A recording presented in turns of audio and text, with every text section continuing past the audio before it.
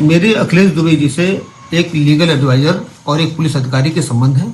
मैं उनसे जब भी कोई टेक्निकल मामला होता था उनसे मैं इस संबंध में कुछ लीगल एडवाइस के लिए जाता था और कानपुर की पोस्टिंग के दौरान मेरे उनसे कई बार बातचीत हुई और लीगल एडवाइस मैंने लिया। मेरे उनसे संबंध के एक लीगल एडवाइज़र और एक पुलिस अधिकारी के हैं।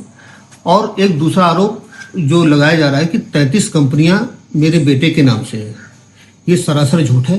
कोई भी ऐसी कंपनी मेरे बेटे के नाम से नहीं है और कोई भी अगर इस तरह बताता है तो ये भ्रामक सूचना है, ये गलत सूचना है।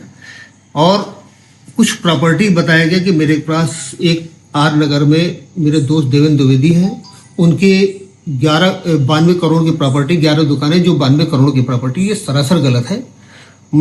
आज मेरे देवेंद्र दोस्त हैं और मेरी उनसे बात भी हुई थी। ये तो उनको भी जानकारी नहीं है कि उनके नाम से कोई प्रॉपर्टी स्वरूप नगर या आर नगर में है। तो उसके लिए उन्होंने कहा कि मैं खुद इस बात के लिए मैं आश्चर्यचकित हूँ कि इस तरह मेरे ऊपर कैसा आरोप लग गया।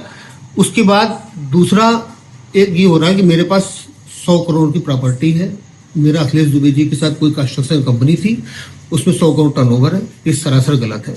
मुझे ऐसा लगता है कि कुछ अपराधी गैंग, कुछ माफिया गैंग, कुछ ऐसे लोग जो जिनके विरुद्ध मैंने कड़ी कार्रवाई की है, वो लोग हो सकता है कि उनके पैरोकार किसी माध्यम से मेरे खिलाफ साजिश रच रहे हों और उस साजिश का मैं शिकार हो रहा हूँ। मैंने यहाँ D2 गैंग जिसने STF के धर्मेंद्र सिंह को मारा था, उसको मैंने कलकत्ता से पकड़ा।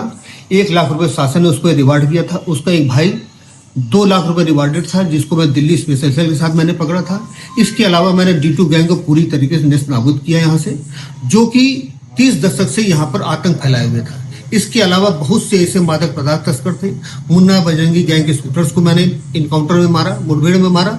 इसके अलावा बहुत से ऐसे अपराधी थे जो समाज के लिए, कानून के लिए दुश्मन थे। उनके खिलाफ मैंने कड़ी कार्रवाई की।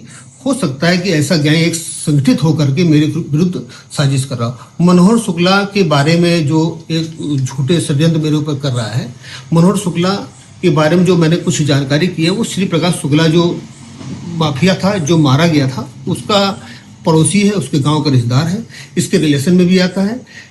ऐसा है, वो अपराधिक तत्व है, वो मुहरी करता था। इसी की आड़ में मेरे खिलाफ वो षड्यंत्र कर रहा है। कोई उसकी जो बातें बताई जा रही है वो पूरी तरीके से निराधार है और इसमें कोई तथ्य नहीं।